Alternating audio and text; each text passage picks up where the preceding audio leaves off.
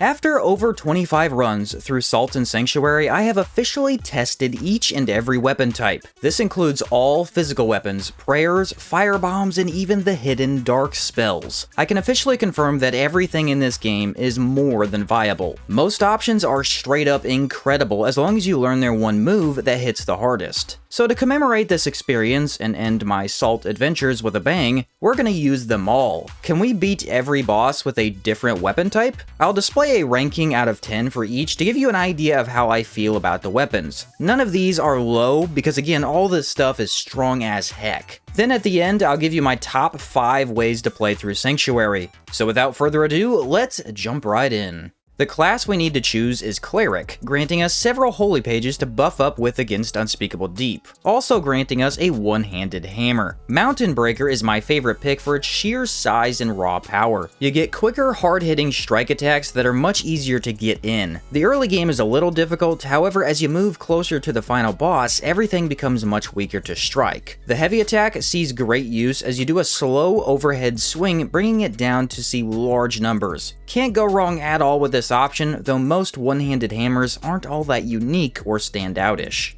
Next up, we have the Dagger, a classic option wildly known for letting you skip into Castle of Storms with its over-the-top kickflip. The Pesk Claw is probably my favorite for its quick poison buildup, although all 3 higher classes are really solid. One of them has Health Leech and the other deals Holy. These things attack fast, and that's really all there is to say about them. You save stamina, can more easily dodge through boss moves, and get much more out of weapon buffs than with almost any other option. Spears are one of the more broken types. They have a heavy attack that double hits, so you simply spam that throughout an entire playthrough and nothing stands a chance. It's kinda ridiculous once you get used to the double reach. Adder Fang is a great poison spear and probably the best of the bunch. You do lack vertical attack range, which greatly hurts during dungeons. However, against most bosses, it isn't that much of a problem.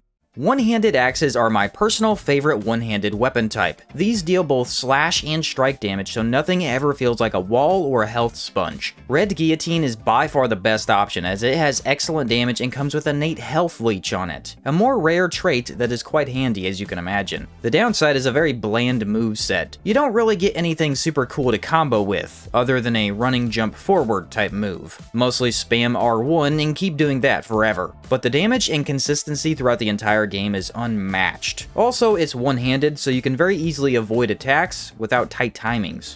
Bows get a bit of time in the sun as they can be handy against every boss. Nearly infinite range, you have multiple elemental arrows to choose from, fire being my favorite, and you can also buff them with elemental imbues, which I did not know about for the longest time. This combat style is extremely relaxed, as you run from the boss, fire several arrows, and then repeat. Most bosses that give people trouble can be trivialized by the bow. I don't really care for any of the options though. In my experience, most of the bows just play identical to one another. I believe I remember using the Aegis Great Bow the most.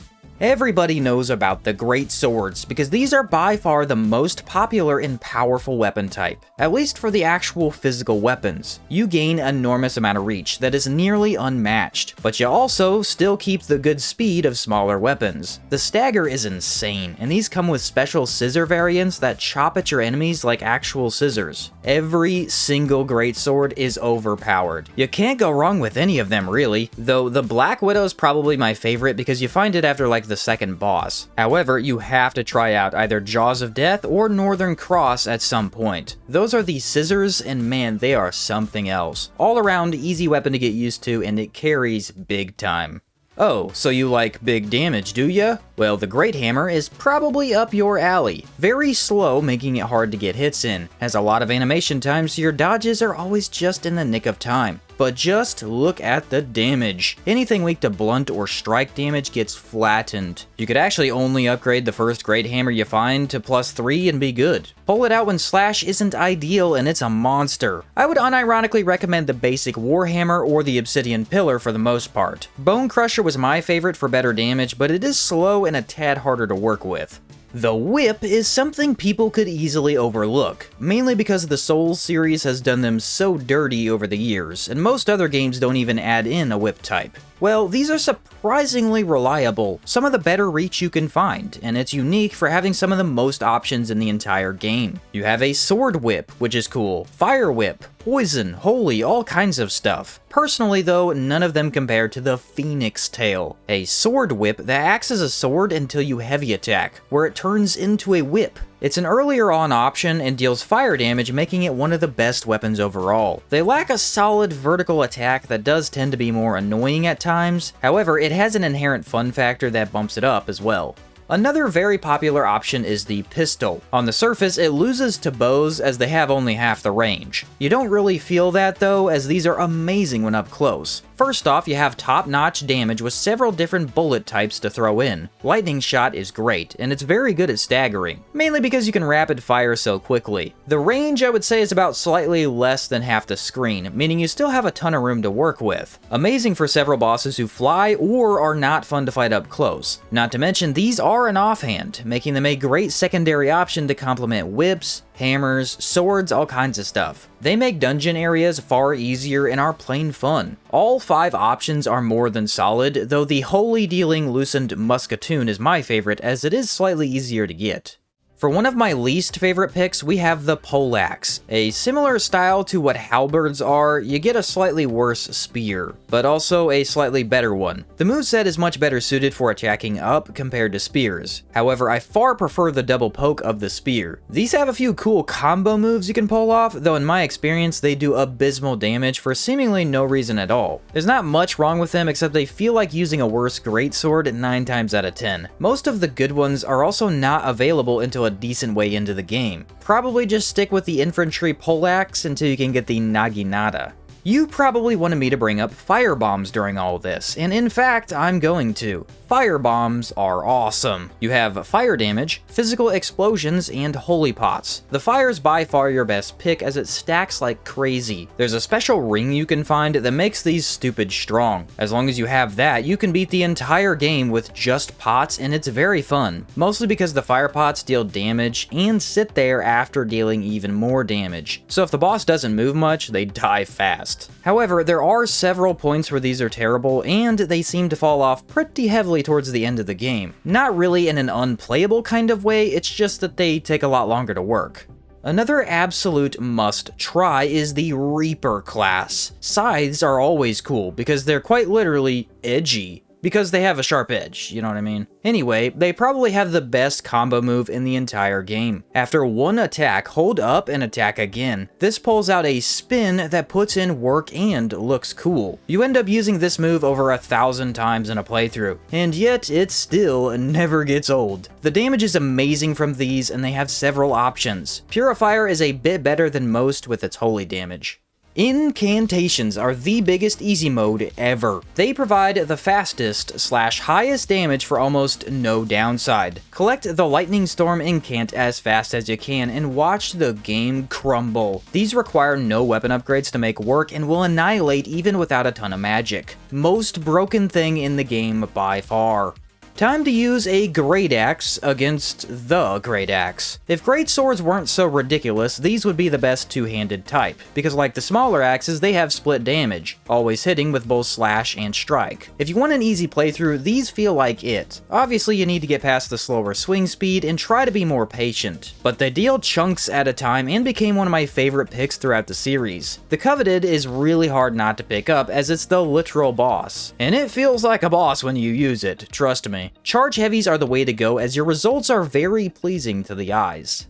Spells are probably what most experienced Salt players know this game for, because the magic is immensely powerful. You have a ton of options, and the majority can topple bosses in seconds. It is very easy to get powerful with magic as you can boost the damage and stats quickly. You're also able to make use of elemental imbalance to boost the damage further, or most people just tend to nullify that mechanic with a ring, but still, having elemental damage types always seems OP because you usually have something in your bag of tricks that the boss is weak to. My favorites are Flame Star for being very unique, and Lightning Arc for covering the entire screen. If you end up doing a magic run for your first playthrough, you will not be disappointed.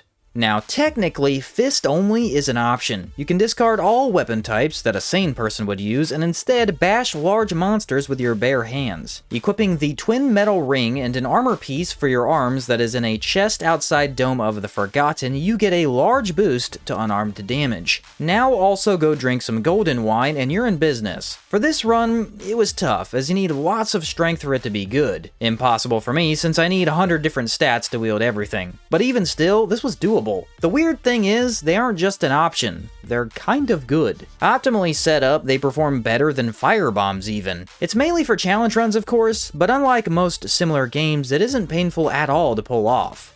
The worst weapon type by far has got to be the crossbow, an offhand ranged option that doesn't feel quite right. Identical to bows in most ways while being slightly slower to fire and putting out far less damage. They're great as offhands to deal with trash mobs or bosses being in weird spots, but 9 times out of 10 I would say pick a pistol instead. In fact, even basic throwing knives are far more powerful after I tested them out. You really want to jump fire as it does increase the reload speed and makes dodging easier. Not really up my alley for whatever reason, even though relying on status effects does tend to work quite well. The Adrestia is pretty darn strong and probably your best pick, though it requires endgame items to acquire. Prayers are decent. They're easily the worst magic type. No question about that. The thing is, they're really fun, because Ray of Searing blows up the entire screen. Actually, this class is different as it's far superior outside of bosses. You bulldoze through enemies with infinite stagger and good damage. There are many buffs to decrease damage taken, heal you even when out of heals, and even revive a co-op player if that's what you're doing. Super useful class that is meant to be paired with a weapon. On its own, all the damage options are very slow and just okay. Does make for the perfect big tank paladin build, which is always fun.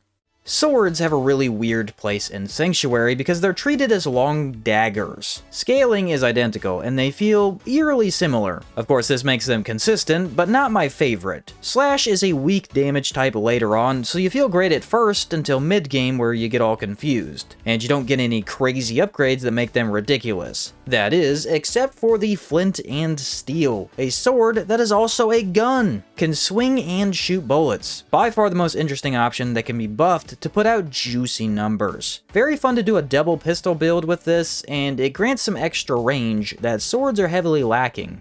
A surprise hit of the day is throwing knives, another pick made to be seen as complete trash by the Souls series. No hate, by the way, it's just the easiest and most popular comparison, really. But these are better than most weapons, specifically because the Poison Creed can grant you Wraith Fangs. Farm enough for your leader, and these are so unbelievably busted. They deal crazy amounts of poison damage once your dex is maxed out, and their scaling is amazing. Once you acquire these, the game might as well already be over. You've got nearly infinite range, basically infinite stamina, since they can be thrown without the green stuff, and the poison does it all for you. A surprise easy mode that you definitely should try out.